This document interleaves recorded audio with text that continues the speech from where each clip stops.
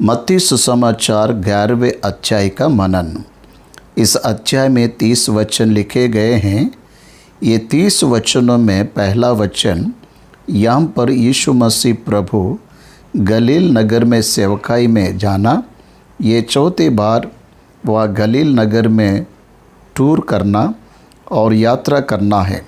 दूसरे और तीसरे वचन में बपतिस्मा देने वाला यूहन्ना यीशु से प्रश्न पूछने के लिए प्रश्नों को देकर उसके शिष्यों को भेजा।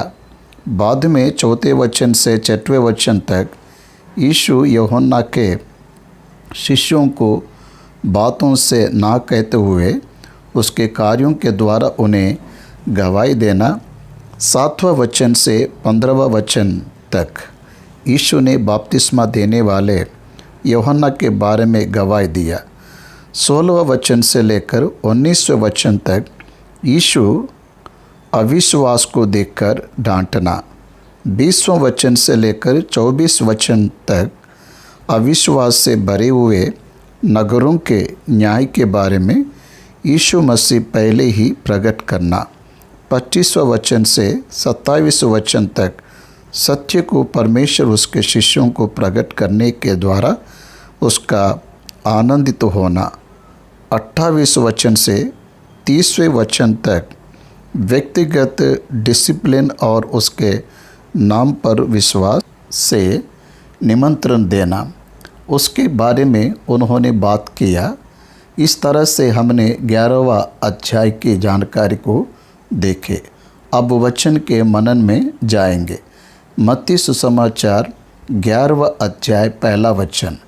जब यीशु अपने 12 चेलों को आज्ञा दे चुका तो वह उनके नगरों में उपदेश और प्रचार करने को वहाँ से चला गया। इस वचन के बारे में थोड़ी जानकारी हमें लेंगे। गलील नगर में सुसमाचार का उपदेश और प्रचार करने के लिए वो गया। यीशु मसीह प्रभु इस संसार में क्यों आए हैं? लूका 19:10वां वचन बताता है, मनुष्य का पुत्र खोए हुओं को ढूंढने और उनका उद्धार करने आया है। यूहन्ना उसकी पत्री में लिखते हुए शैतान के क्रियाओं को नाश करने के लिए यीशु इस संसार में आया, ऐसा कहा है। मरकुस सुसमाचार 10 उसका 45 वचन में मनुष्य का पुत्र सेवा टहल करने और बहुतों की छुड़ौती के लिए आया है, बहुतों की छुड़ाने के लिए आया है, ये बताया गया। यीशु मसीह प्रभु को उसके निज लोग यहूदियों के पास भेजा गया, उन्हें सुसमाचार सुनाया। यीशु मसीह का गोत्र देखने से यहूदियों का गोत्र है। वह यहूदियों के गोत्र का होने पर भी वह प्रचारक रहा है। साधारण रूप से शास्त्री, फरीसी और सद्दूकी थे, ये लोग प्रचार करते हैं। उस धर्म के बारे में, उनके विश्वास के बारे में उन दिनों में वे प्रचार करते थे। यीशु मसीह प्रभु फरीसी, सद्दूकी और शास्त्रियों में से नहीं है, उनके बीच में है, इसलिए उसको लेकर विवाद उत्पन्न हुआ। यीशु बाहर की सेवकाई को प्रारंभ करने के तुरंत बाद स्वर्ग का राज्य निकट है, मन फिराओ, ऐसा वह प्रचार करना प्रारंभ किया। ध्यान दीजिए, याजक जकरिया और एलिशिबा से जन्म लिया हुआ बपतिस्मा देने वाला यूहन्ना जंगल में जाकर मन फिराव के विषय में बपतिस्मा का प्रचार करते समय तब के लोग जंगल में जाकर मन को फिराए। बपतिस्मा देने वाले यूहन्ना पकड़े जाने के बाद ही यीशु मसीह ने उसकी बाहर की सेवकाई को प्रारंभ किया। वो बाहर की सेवकाई को प्रकाशन की सेवकाई है, प्रचार की सेवकाई है। यीशु प्रचार करते हुए घूमता रहा। वह 3.5 वर्ष यहूदिया नगर, सामरिया नगर और गलील देश और यरूशलेम के नगरों में उसने संचार किया। उसके संचार करते हुए प्रचार करते समय उसने अद्भुत कार्यों को किया, चंगाई को दिया, दुष्टात्मा को निकाला। उसकी बाहर की सेवकाई को जब हम देखते हैं तो स्वर्ग के राज्य के लिए तैयार होने के लिए उसकी पीढ़ी के लोगों को चेतावनी दिया। वह शिष्यों को नियुक्त किया और उन्हें भी उसकी ट्रेनिंग सुसमाचार में उसने उन्हें दिया। उसके अधिकार को शिष्यों को दिया और उन्हें भी स्वर्ग का राज्य निकट है ये प्रचार यहूदिया और गलील नगरों में करने के लिए उन्हें आदेश दिया। आज हम लोग 21वीं शताब्दी में यीशु मसीह के प्रचार को प्रचार करते समय उसके कलीसियाओं को दी गई आज्ञाओं को प्रचार करते समय मन फिराव के विषय में, उद्धार के विषय में, पाप की क्षमा के बारे में प्रचार करते समय ये संसार जैसे प्रभु का उस समय तिरस्कार किया, इस समय भी तिरस्कार कर रहा है। इसका कारण यही है, उसका प्रचार स्वर्ग से संबंधित प्रचार है। मृत्यु के बाद के जीवन के बारे में जीवित रहते हुए सतर्क रहने के लिए कहे जाने वाला प्रचार है। भौतिक संबंधित विषयों के बारे में बात ना करते हुए अनंत काल से संबंधित विषयों के बारे में बताने वाला प्रचार है। इसलिए उस समय के मनुष्यों ने उसे नहीं समझा। उस समय में रहने वाले यहूदी धर्म के लोग उसे ना समझते हुए उसे ईर्ष्या की बाव को रखकर मारने का प्रयास किया। बाइबल ग्रंथ बहुत ही अलग है। यह परमेश्वर के बातों के द्वारा लिखा गया है, मनुष्यों के द्वारा लिखा हुआ दिखता है, लेकिन परमेश्वर उसका रचना करता है। इसमें शब्द के रूप में मनुष्यों की रचना दिखने पर भी अंदर से परमेश्वर के उद्देश्य दिखाई देता है। ये विश्वास रखने वालों को आत्मा के परमेश्वर के द्वारा वह संदेश प्रकट होता है। यही इस संसार में अंतर है। बाइबल पर बहुत से लोग विश्वास ना कर पाने का कारण भी वही है। इसलिए यीशु मसीह प्रभु शिष्यों को आज्ञा देना छोड़कर वह प्रचार करने गया। विश्व भर के मसीह प्रचार करते हैं, वह धर्म से संबंधित प्रचार नहीं है। ये बात को उस समय के संसार ने नहीं समझा। आज के लोग भी उसे समझ नहीं पा रहा है। यीशु मसीह ने धर्म से संबंधित प्रचार नहीं किया, मन फिराव का प्रचार और उद्धार को पाने के लिए, अनंत काल के नरक से बचने के लिए प्रचार किया। इस प्रचार में संसार के राज्य को पाने के लिए कोई भी संदेश नहीं रहेगा। ये हमें जानना है। सच्चे मसीह जन्म से मसीह नहीं, सच्चा मसीही मतलब यीशु पर विश्वास रखने वाला व्यक्ति माता पिता मसीह होने के कारण उनके बच्चों को मसीह कानून कहता है। लोग कहते हैं, धर्म कहते हैं, लेकिन स्वर्ग उन्हें अंगीकार नहीं करता है। मैं प्रचार के ऊपर इस उपदेश को बता रहा हूँ। यीशु स्वर्ग के राज्य के बारे में प्रचार कर रहा है। यीशु प्रचार कर रहा है, मन फिराव के बारे में प्रचार कर रहा है। मनुष्यों को मन क्यों फिराना चाहिए, प्रचार कर रहा है। पाप के बारे में, आने वाले दूसरे मौत के बारे में बताते हुए चेतावनी दे रहा है। पाप से, नरक के आग से बचने के लिए वह खुद से बच नहीं पा रहे हैं। इसलिए परमेश्वर ने जिसे बुलाया उसके बारे में वह प्रचार कर रहा है। वो किसी लिए आया इसका प्रचार कर रहा है। वो क्या है उसके बारे में प्रचार कर रहा है। उसकी क्या बातें हैं उसके बारे में प्रचार कर रहा है। ये हमें समझना चाहिए। मसीह मतलब धर्म नहीं है। यीशु मसीह पर विश्वास करके जीने वालों की जीवन शैली मसीह नहीं है। मसीह धर्म मतलब विश्वास पृथ्वी से संबंधित विश्वास नहीं, स्वर्ग से संबंधित अनंत काल के ऊपर विश्वास। इस पृथ्वी के वस्तु के लिए चिंता करेंगे तो हम अन्य जाति के नाई होंगे, उनसे भी दुर्भाग्य होंगे। इसलिए मरने के बाद हम जीने वाले हैं, ऐसे विश्वास प्रचार यीशु मसीह प्रभु की कही हुई प्रचार है, बाइबल का बताया हुआ प्रचार है। अब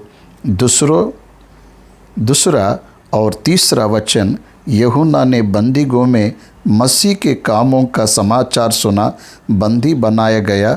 बपतिस्मा देने वाला यूहन्ना वह जब बंदीगृह में था तब उसे एक समाचार मिला, मसीह के बारे में समाचार और उसके किए गए कार्यों के बारे में समाचार।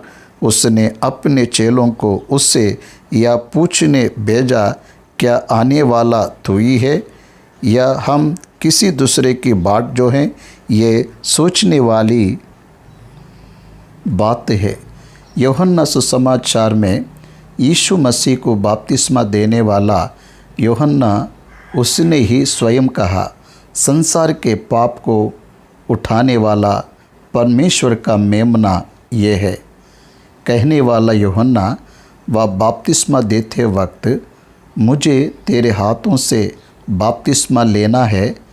कहने वाला यूहन्ना, परंतु जो मेरे बाद आने वाला है वह मुझसे शक्तिशाली है, मैं उसकी जूती उठाने के योग्य नहीं। ऐसा कहने वाला यही यूहन्ना स्वर्ग से पिता परमेश्वर का स्वर और यीशु के कंधे पर पवित्र आत्मा शारीरिक रूप से उतरकर आना, प्रत्यक्ष रूप से देखने वाला यूहन्ना यीशु की सेवकाई के समय करने वाले कामों के कारण यीशु मसीह को समाचार दे रहा है। क्या आने वाला तू ही है या हम किसी दूसरे की बाट जो है? कितनी सोचने वाली बात है। बपतिस्मा देने वाला यूहन्ना भी उसके कार्यों को देखने के बाद ऐसे प्रश्न पूछने का एक ही कारण है, क्योंकि यीशु मसीह प्रभु भौतिक राजा के लक्षण में नहीं दिखा। अभी भी यहूदी लोग उसे मैसिया के रूप में ग्रहण न करने का बड़ा कारण यही है, वह उसके पहले आगमन पृथ्वी पर राज्य की स्थापना करने नहीं आया, लेकिन यहूदी लोग पृथ्वी से संबंधित राज्य की स्थापना का इंतजार कर रहे हैं। इसलिए यूहन्ना भी इसलिए पूछ रहा है, किस लिए? क्या आने वाला तू ही है या हम किसी दूसरे की बाट जो हैं? उसके सामर्थ्य पर संदेह नहीं किया, उसके प्रचार पर संदेह नहीं किया, उसके प्रकाशन पर संदेह नहीं किया, उसके कार्यों पर संदेह नहीं किया, लेकिन मैसिया का अपीयरेंस वह मसीह है या वह मैसिया है या नहीं, इसकी कन्फर्मेशन के लिए पूछ रहा है। क्योंकि यीशु मसीह ने कहीं पर भी तलवार नहीं पकड़ा, राज्य के लिए उसने कहीं पर प्रयास नहीं किया, इस पृथ्वी पर राज्य की स्थापना करने के लिए विद्रोह नहीं किया, इसलिए पूछ रहा है। दूसरे के लिए बाट जो हैं, वास्तव में यहाँ एक गलती है। मनुष्य के नाई बपतिस्मा देने वाला यूहन्ना सोच रहा है, वचन के अनुसार सोचने वाला रहना था, लेकिन जो सब लोग सोच रहे वैसे ही सोच रहे। बाकी सब यहूदी जिस तरह से मैसिया को राजा के रूप में देख रहे हैं, लेकिन उद्धारकर्ता के रूप में नहीं देख पाए, उद्धारकर्ता के रूप में नहीं सोच पाए। यूहन्ना ने जब आने वाला क्या तू ही है कहा, तब इस्राएलियों को राज्य देने वाला की भावना से ही बात कर रहा है। इस्राएलियों को छुटकारा दिलाने वाला इस भावना से ही बात कर रहा है। इसलिए याद रखिए, यीशु के पहले आगमन में वह इस्राएलियों को राज्य देने के लिए नहीं आया, मानव के पापों का मोल चुकाने आया, परमेश्वर की योजना को पूरा करने के लिए आया। इसलिए उसके दो आगमनों के अंतर को ना समझने के कारण यूहन्ना को यह समस्या आया है। यीशु ने उत्तर दिया, जो कुछ तुम सुनते हो और देखते हो वह सब जाकर यूहन्ना से कह दो। जो कुछ तुम सुनते हो और देखते हो का मतलब है यीशु उनके सामने बहुत से कार्यों को प्रचार किया और करके दिखाया, ऐसा समझ में आ रहा है। इसलिए उसने सिर्फ जो सुना वो मत बताना कहा, जो कुछ करते तुम देख रहे हो वो भी बताने के लिए कहा। वो क्या है कि अंधे देखते हैं, ये उन्होंने आंखों से देखा। They stayed with Jesus for some time, वो कुछ समय यीशु के साथ रहे, क्योंकि गलील देश में वह अपनी सेवकाई को चौथी बार करते समय बहुत से अंधों को उसने चंगा किया, लंगड़ों को चलाया, कुष्ठ रोगी को चंगा किया, बहरों को चंगा किया, मुर्दों को जिलाया, कंगालों को सुसमाचार सुनाया जा रहा है। What is the gospel? सुसमाचार क्या है? यीशु ही सुसमाचार है। यीशु के अलावा कोई भी स्वर्ग के राज्य में नहीं जा सकता। ये महान सुसमाचार को यीशु ने बताना प्रारंभ किया। सुसमाचार, शुभ संदेश, अच्छा संदेश यह है कि यीशु पर विश्वास रखने के द्वारा स्वर्ग के राज्य में पहुँचेंगे, पाप की क्षमा को उचित रूप से पाएंगे, आग के कुंड से बचाए जाएंगे, न्याय से बचाए जाएंगे। ये सुसमाचार कंगालों को सुनाई देगा, कंगालों को सुसमाचार सुनाया जाएगा। देखिए, यीशु मसीह उन्हें उसके क्रियाओं को करके दिखाते हुए उसके सामर्थ्य के अधिकार को बता रहे। मेरी बातों पर विश्वास नहीं रखते हो तो मेरे क्रियाओं को देखकर विश्वास करने के लिए कहा। इन कार्यों को कौन कर सकता?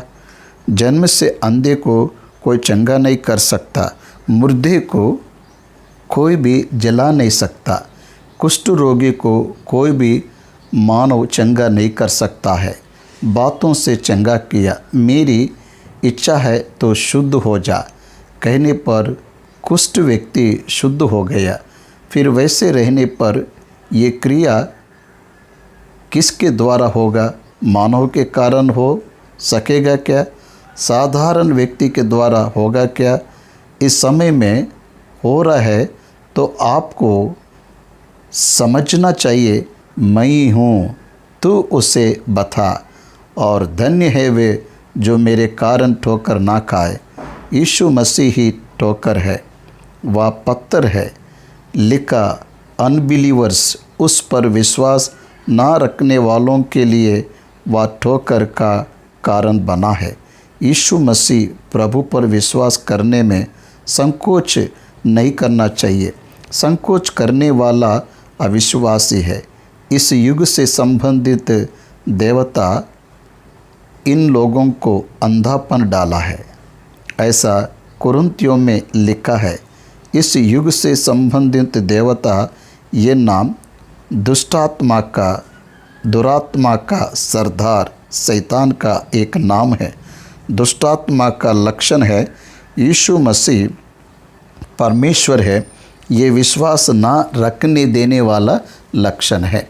इसलिए अविश्वासी लोगों के मनोनेत्र को अंधापन है, आत्मिक आंखों को अंधापन लाया है। आज ये शब्द कहने पर बहुत से लोगों को गुस्सा आता है। आप यीशु मसीह को अंगीकार ना करने का कारण आपका अविश्वास है। आपके अविश्वास का कारण इस युग से संबंधित देवता है। आप जो अविश्वासी हो, आपको आध्यात्मिक अंधापन डाला, ऐसा कहने पर कितने लोगों को आज गुस्सा आएगा। सोचिए, हमें शैतान ने पकड़ा कहते हो, ऐसा लड़ने के लिए आएंगे। बाइबल बताता है ये आत्मा से संबंधित बात है। विश्वास करने वालों का आध्यात्मिक आंखें खुल गए, वह यीशु को परमेश्वर है जान लेगा। ये पवित्र आत्मा परमेश्वर के द्वारा एक व्यक्ति के हृदय में परमेश्वर उसके आंखों को खोलने के द्वारा आया अनुभव है। बाकी के लोग इसे समझ नहीं पाएंगे।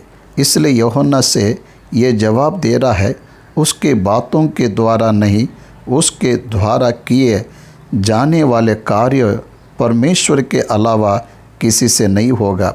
मृत्यु पर विजय पाना किसी से नहीं होगा। कुष्ठ रोगी का चंगा होना परमेश्वर के अलावा किसी से संभव नहीं होगा। जन्म से अंधे को आंखें देना, बहरे को सुनाई देना, ये सिर्फ परमेश्वर के लिए ही संभव है। उस परमेश्वर के भेजने पर ही मैं आया हूँ, ये तुझे जानना है। ये मनुष्य के द्वारा होने वाले अनुभव नहीं है, ये आपको जानना है। और एक बड़ी सूचना, कंगालों को सुसमाचार सुनाया जा रहा है।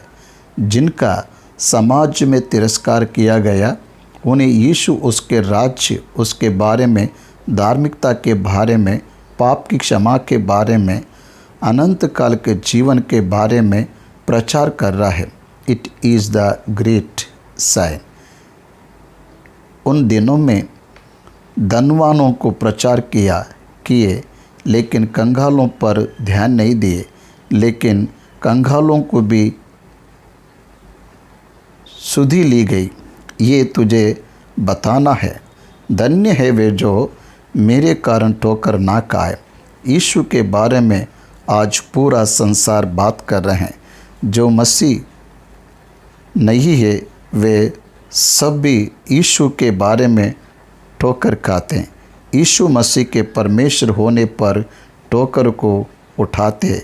वैसे ठोकर ना खाने वाला धन्य है, ऐसा वचन हमें बता रहा है। सातों वचन, जब वे वहाँ से चले गए, तब यीशु मसीह ने बपतिस्मा देने वाले यूहन्ना के बारे में कुछ अद्भुत बातों को उन्हें बताया। जब वे वहाँ से चल दिए तो यीशु यूहन्ना के विषय में लोगों से कहने लगा, ये सब भी पब्लिक में हो रहा है, पब्लिक डिस्कशन हो रहा है। लोग उसके चारों ओर घिरे हुए हैं। वह यूहन्ना के बारे में क्या गवाही दे रहा है?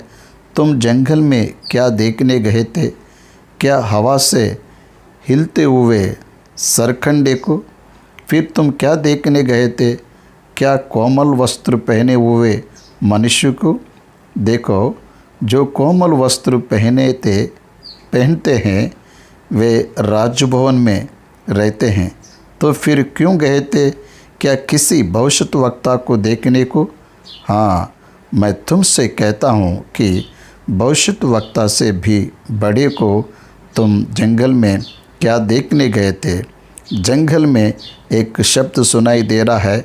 उस शब्द को सुनकर जंगल की ओर आकर्षित होकर चले गए। क्या देखने गए? क्या हवा से हिलते हुए सरकंडे को? क्या कोमल वस्त्र पहने हुए मनुष्य को? क्या देखने गए?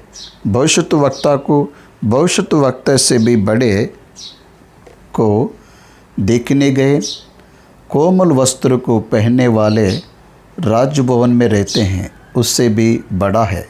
राजभवन में रहने वाले राजा से भी बड़ा।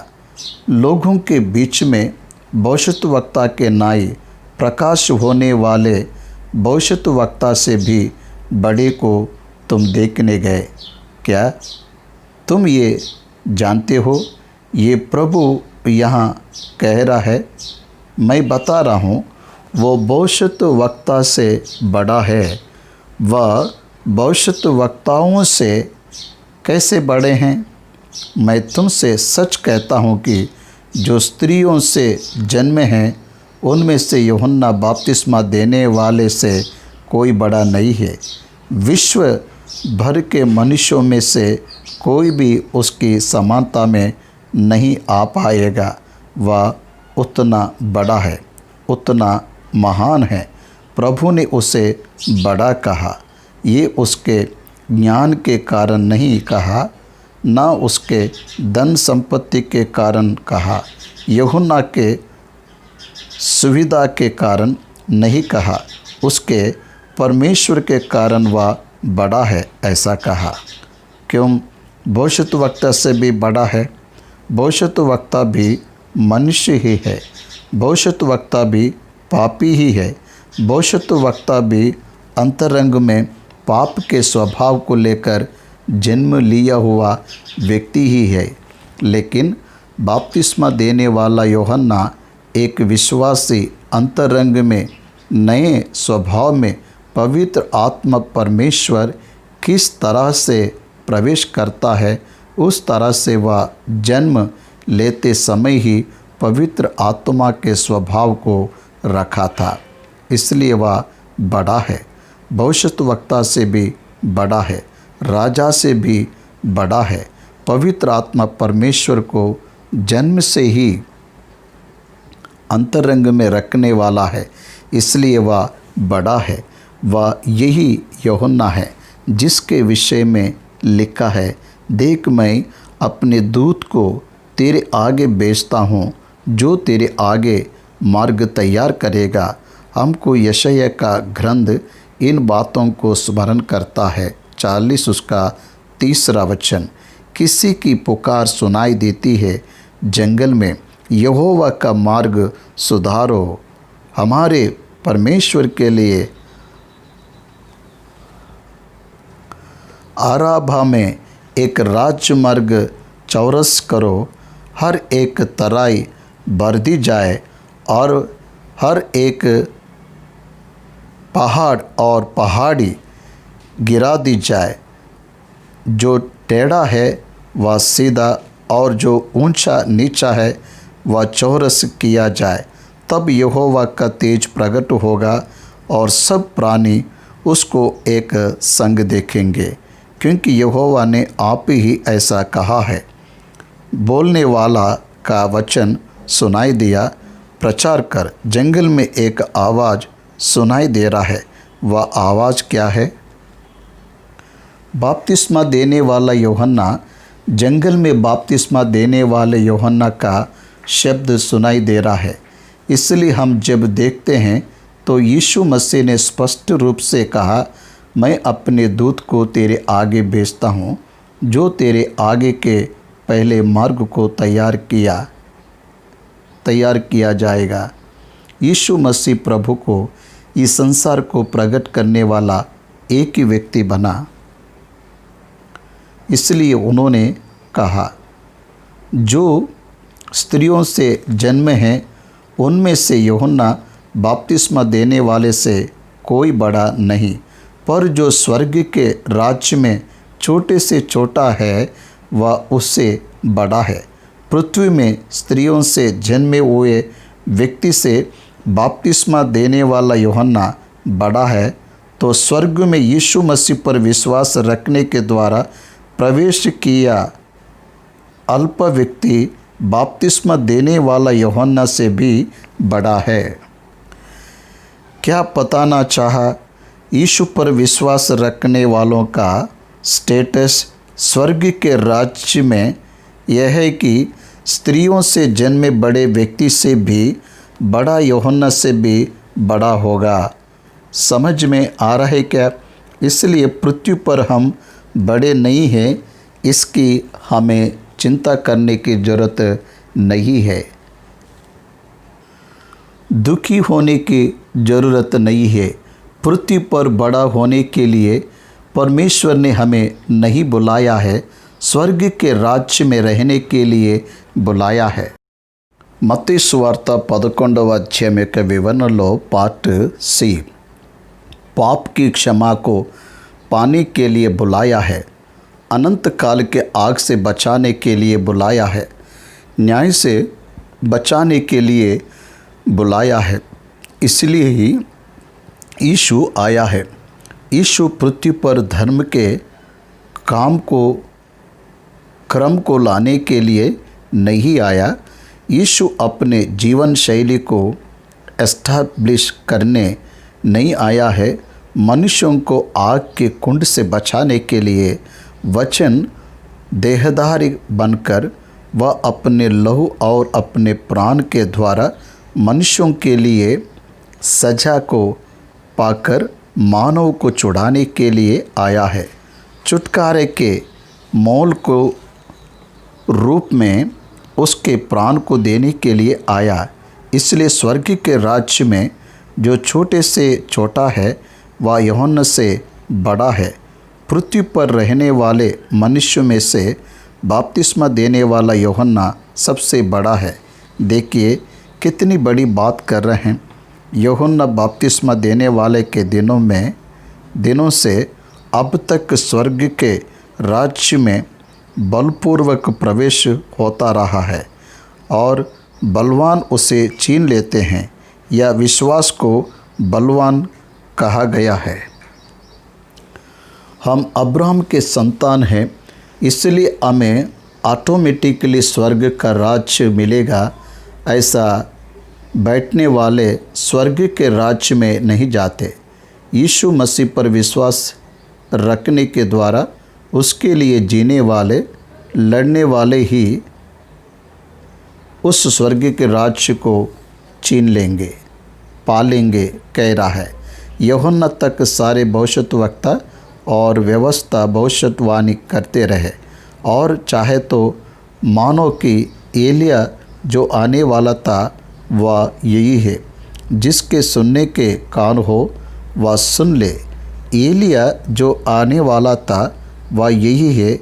मलाकी का ग्रंथ आखिरी अध्याय 4वां वचन आखिरी के बातों को जब हम देखते हैं तो 5वें वचन में कहता है, मैं तुम्हारे पास एलिया नबी को भेजूँगा। वह माता पिता के मन को उनके पुत्रों की ओर और पुत्रों के मन को उनके माता पिता की ओर फेरेगा। ऐसा ना हो कि मैं आकर पृथ्वी का सत्यानाश करूं।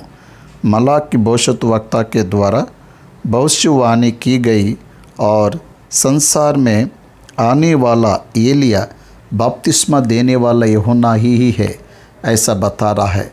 आने वाला एलिया का मतलब किसी जगह पर किसी परिस्थिति पर जन्म लेगा, ये अर्थ नहीं है। यहाँ पर एलिया कौन है?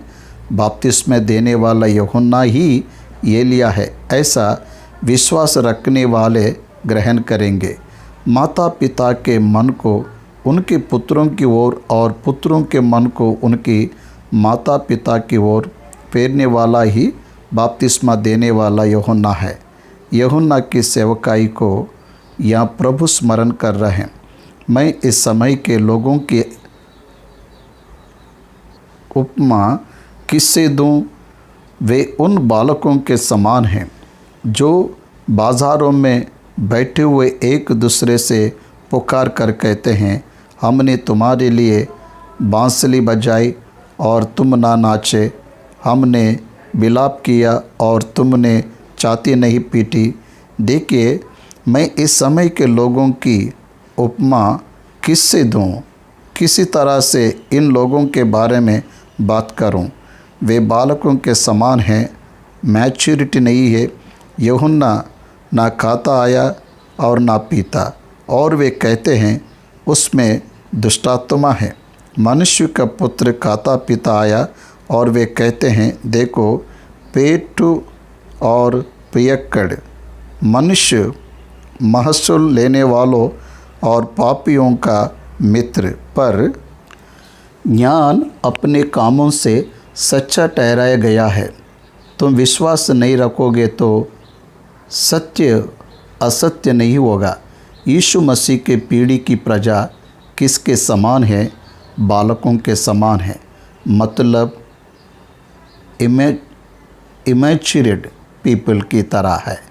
यीशु मसीह के बारे में मैच्योरिटी नहीं है, वचनों के बारे में ज्ञान को नहीं रखते। यूहन्ना ना खाता आया और ना पीता, और वे कहते हैं उसमें दुष्टात्मा है। मनुष्य का पुत्र खाता पीता आया और वे कहते हैं देखो पेटू और पियक्कड़ मनुष्य, मैसे लेने वालों और पापियों का मित्र। उस पीढ़ी के लोगों ने यीशु को नहीं पहचाना। भविष्यद्वक्ता कैसा रहेगा, मनुष्य का पुत्र कैसा रहेगा, वचन के अनुसार चलने वाला पुरुष कैसा रहेगा, ये उन्हें समझ में नहीं आया। इसलिए प्रभु उनका खंडन कर रहा है। ज्ञान को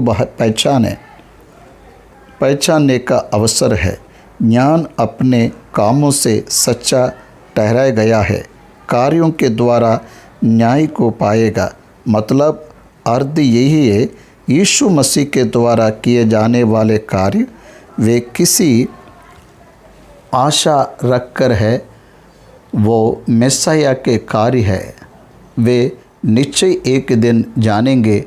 आज वे समझ नहीं पाए। आज वे पेटू और पियक्कड़ कहने पर भी एक दिन उन्हें समझ में आ जाएगा। यही सच्चा मैसिया है। ये प्रभु यहाँ स्पष्ट बता रहा है। अब 20वें वचन से 24वें वचन तक अविश्वास नगरों के बारे में बात कर रहे हैं। यीशु मसीह प्रभु ने सेवकाई में सबसे अधिक अद्भुत कार्यों को करने के पद्धति के बारे में बता रहा है। वह जिस नगर में विस्तार रूप से अद्भुत कार्यों को किया, उस नगर के लोगों ने मन को नहीं फेरा। इस कारण से उन्हें डांट रहा है। मन को नहीं फिरा पाए। बहुत से कार्यों को देखे, आंखों से देखे, सबूत के साथ देखे। अंधों का देखना उन्होंने देखा, बहरों का सुनना उन्होंने देखा, मुर्दों का जिलाया जाना उन्होंने देखा, कुष्ठ रोगियों का चंगा होना उन्होंने देखा। फिर भी यीशु पर विश्वास नहीं कर रहे। हाय कुरजीन, हाय बेत्सैदा, जो सामर्थ्य के काम तुम में किए गए, यदि वे सूर और सौदा में किया जाते तो टाट ओढ़कर और राख में बैठकर वे कब के मन फिरा लेते। परंतु मैं तुमसे कहता हूँ कि न्याय के दिन तुम्हारी दशा से सूर और सौदा की दशा अधिक सहने योग्य होगी। बेत्सैदा और कुराजीन यहूदियों के धर्म के अधिकारियों से भरा हुआ नगर है। ये कितने अद्भुत कार्यों को देखने के बाद भी उनके धर्म का ही पालन किया है, लेकिन यीशु मसीह जो मार्ग है उस पर विश्वास नहीं रख पाए। परमेश्वर ने उनके उद्धार के लिए यीशु को भेजा, पर वे ग्रहण नहीं कर पाए, अंगीकार नहीं कर पाए। उतने अद्भुत कार्यों को देखने के बाद भी उसका तिरस्कार करते रहे, उससे भय रखते गए। इसलिए उनसे कहता है, न्याय के दिन तुम्हारी दशा से सूर और सौदा की दशा अधिक सहने योग्य होगी। देखिए, सूर और सौदा अन्य जातियों का देश है, अन्य लोगों की नगर है। उस नगर में विश्वासी नहीं है, स्क्रिप्चर्स को जानने वाला नहीं है, वचन को नहीं जानते थे, मैसिया को नहीं जानते थे, फिर भी वे बदल जाते थे। अगर मैं इन कार्यों को उनके सामने करने से वे बदल जाते थे, तुम कितना भी देखो तुम नहीं बदलेंगे। उन दिनों में यहूदियों से यही समस्या है। वह देखकर विश्वास नहीं किए, वे देखकर भी यीशु पर विश्वास नहीं किए हैं। कफरनहूम, क्या तो स्वर्ग तक ऊंचा किया जाएगा? जो सामर्थ्य के काम तुझ में किए गए हैं, यदि सदोम में किए जाते तो वह आज तक बना रहता। कफरनहूम होम टाउन यीशु मसीह प्रभु का प्रमुख घर है, वहाँ वह रहता था। नाज़रत से उसे भगाने पर वह कफरनहूम आया। कफरनहूम उसका निवास स्थान, होम टाउन है, तो उससे भी सदोम की दशा सहने योग्य रहेगी, ऐसा प्रभु बता रहा है। पर मैं तुमसे कहता हूँ कि न्याय के दिन तेरी दशा से सदोम की दशा अधिक सहने योग्य होगी। बेतसैदा, कुराजीन, कफरनहूम, ये सब में भी यीशु मसीह घूमकर सेवा किया। आज एक सच्चाई को बताऊंगा, सुनिए। सुसमाचार सुनाते समय सुनकर भी विश्वास ना करने वालों की दशा से सदोम की दशा अधिक सहने योग्य होगी, ऐसा वचन हमें बताता है। भयंकर रहेगा, ऐसा वचन हमें बता रहा है। 25वां वचन, उसी समय यीशु ने कहा, 25 और 26वां वचन में वह सत्य को प्रकट करने के द्वारा परमेश्वर को धन्यवाद देते हुए आनंद कर रहे हैं। हे पिता, स्वर्ग और पृथ्वी के प्रभु, मैं तेरा धन्यवाद करता हूँ कि तूने इन बातों को ज्ञानियों और समझदारों से छिपा रखा और बालकों पर प्रकट किया है। इसका मतलब क्या है? जो ज्ञानी और समझदार है, ऐसा दिखाने वाले फरीसी और सदूकी इनसे छिपाया गया, लेकिन साधारण वृत्ति को करने वाले प्रेरितों पर इस सच्चाई को प्रकट किया। इसलिए मैं तेरा धन्यवाद करता हूँ, कहा। याजक और प्रधान याजक कहलाने वाले लोगों से छिपाकर मछलियों को पकड़ने वाले मछुआरों को ये बात समझ में आया, ये बालक है। स्क्रिप्चर्स में ये बालकों के समान है। ज्ञानी और समझदारों को यह भाग्य नहीं है। वचन को जानने वाला समझ नहीं पा रहा है, लेकिन वचन को पूर्ण रूप से नहीं जानने वाला ये बालक वचन पर विश्वास रखते हैं, लेकिन उसके मर्म को पूर्ण रूप से वे नहीं जानते थे। उसने कहा, वैसे लोगों पर तेरी सच्चाई को प्रकट किया, इसलिए मैं तेरा धन्यवाद करता हूँ। हाँ हे पिता, क्योंकि तुझे यही अच्छा लगा। समझ में आ रहा है क्या? पिता परमेश्वर को ऐसा करना अच्छा लगा, क्योंकि प्रेरित लोग परमेश्वर के द्वारा नियुक्त किए गए लोग हैं। यीशु ने उन्हें इसलिए ही बुलाया।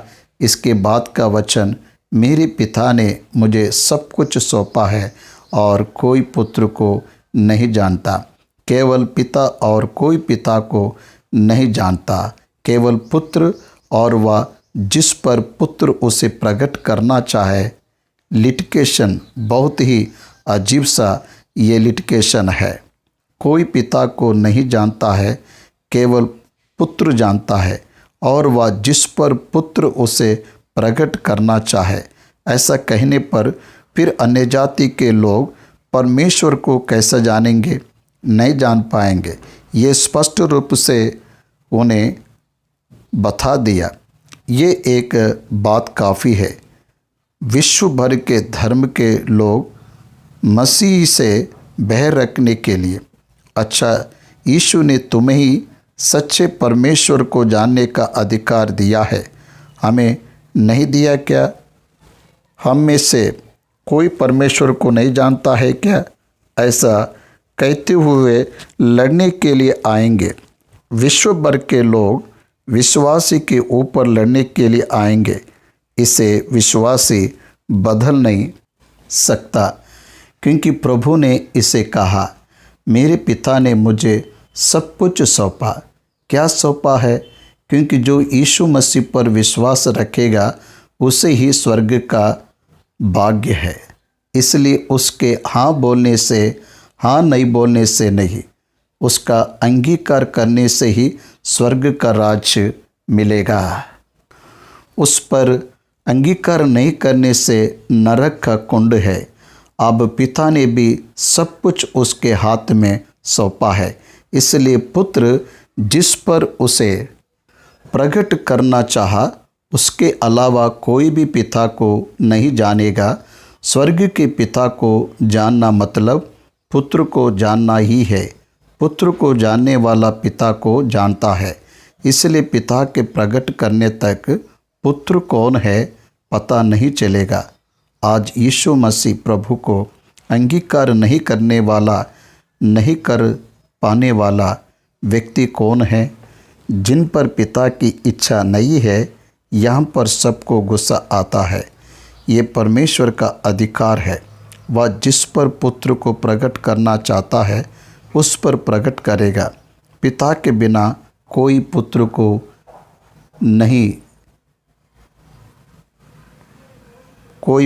को नहीं जानेगा। पिता की इच्छा प्रकट ना होते हुए पुत्र को परमेश्वर के रूप में कोई भी जान नहीं पाएगा। इसलिए पिता परमेश्वर पवित्र आत्मा के द्वारा विश्वास के अंतरंग में यीशु मसीह को परमेश्वर के पुत्र के रूप में अंगीकार करवाने तक कोई भी मानव और विश्वासी यीशु मसीह को परमेश्वर के रूप में ग्रहण नहीं करता, मार्ग के रूप में ग्रहण नहीं करता है। इसलिए ये इंटरनल लिंक समझ में आना चाहिए। स्वर्ग का पिता मानव के रूप में रहने वाले यीशु मसीह प्रभु को पहचानने में सहायता करना चाहिए। ये पवित्र आत्मा के द्वारा ही संभव होगा। ये 1000 विमर्श का कारण बनने वाली बात है। लाखों लोग इस बात के विरोध में बात करें तो भी ये बात ही सत्य होगा, क्योंकि ये परमेश्वर की बात है। उसे अंगीकार करने वाला विश्वासी इस संसार में मूर्ख कहलाएगा और उसका तिरस्कार किया जाएगा। पूरा संसार एक तरफ हो जाएगा और इस बात पर विश्वास रखने वाला एक तरफ हो जाएगा। यही समस्या है। इसलिए कोई पिता को नहीं जानता, केवल पुत्र, और वह जिस पर पुत्र अपने पिता को प्रकट करना चाहे, पिता इच्छा को रखेगा तो पुत्र समझ में आएगा। पुत्र समझ में आएगा तो पिता समझ आएगा। पुत्र चाहेगा तो ही पिता समझ में आएगा। मतलब पिता और पुत्र को पवित्र आत्मा परमेश्वर प्रकट नहीं करने से कोई जाना नहीं पाएगा। Without the power of the Holi spirit nobody can understand God and the way of God Jesus Christ। पवित्र आत्मा सामर्थ्य के बिना कोई भी परमेश्वर को नहीं जाना पाएगा। परमेश्वर का मार्ग यीशु मसीह को ग्रहण नहीं कर पाएगा। यही इस वचन ने स्पष्ट बताया। इसलिए 28 वचन में कहा है, सब परिश्रम करने वालों और बोझ से दबे हुए लोगों मेरे पास आओ। वह बात करते समय बोझ के बारे में बात कर रहे हैं। बोझ क्या है? पाप का बोझ, पाप का तिरस्कार करने वाले व्यवस्था का बोझ। इस समय में वे उठा रहे थे। मेरे पास आओ, मैं विश्राम दूंगा, मतलब व्यवस्था को मिटा दूंगा, पाप को हटा दूंगा, अनंत काल के जीवन को पाओ, क्षमा को पाओ, न्याय के दिन से छुटकारा पाओ, पाप के परिणामों से छुटकारा पाओ। ऐसा बुलावट को यीशु मसीह दे रहा है।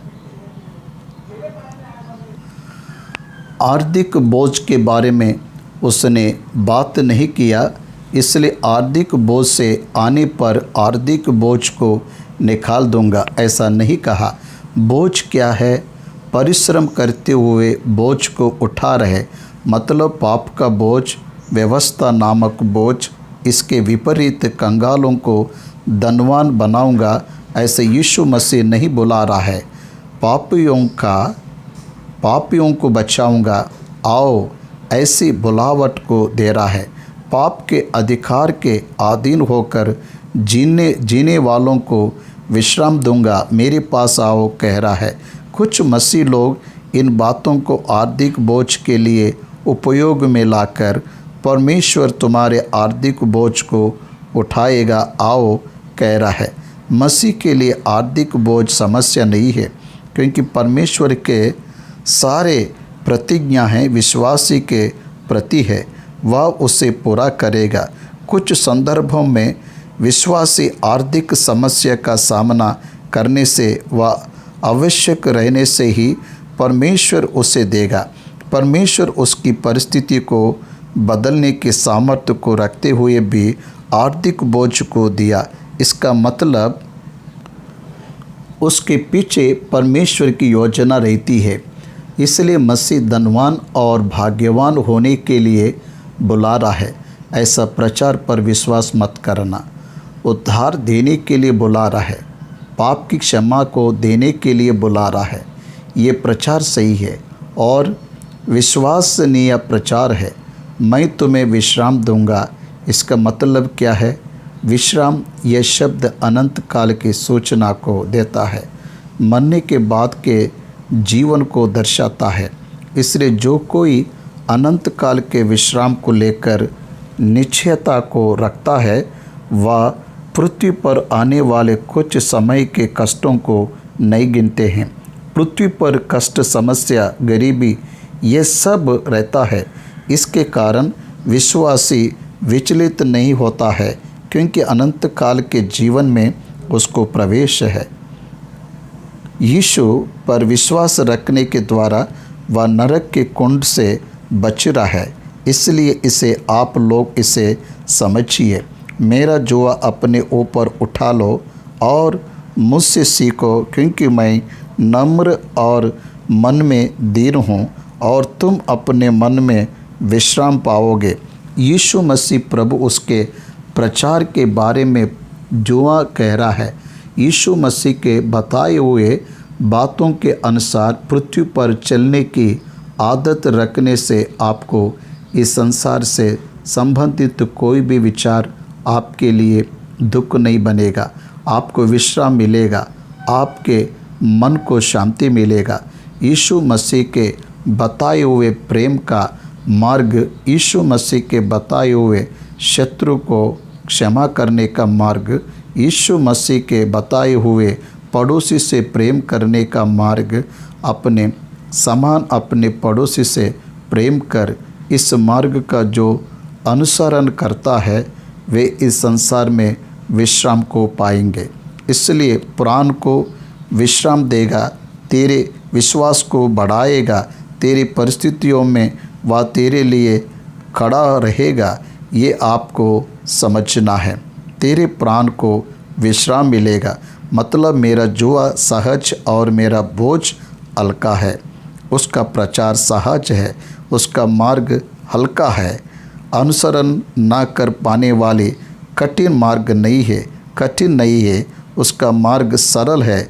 मन फिराने से उसका प्रचार सहज रहेगा, उसका बोझ हल्का रहेगा। वह तुझे कभी भी दुख नहीं देगा और दुख का छुटकारा देने वाला रहेगा। उसका प्रचार आपके जीवन में अनुभव करने के लिए और अनुसरण करने के लिए सरल रहेगा। आधीन रहना आप सीखेंगे तो सरलता के साथ आप उसके मार्ग में चल पाओगे। राइचियसनेस, धर्म के मार्ग में चल पाओगे। इसलिए मेरा जुआ सहज और मेरा बोझ हल्का है। मेरे पास आओ, विश्राम दूंगा, पाप के बोझ से छुड़ाऊंगा, न्याय से छुड़ाऊंगा, आग के कुंड से छुड़ाऊंगा। इस संसार में तुझे शांति दूंगा, जीवन का मतलब बताऊंगा, संसार से भिन्न जीवन को तुझे दूंगा। इसलिए बुला रहा है। इसको ग्रहण करके उसका अनुसरण करना ये प्रचार का विषय है।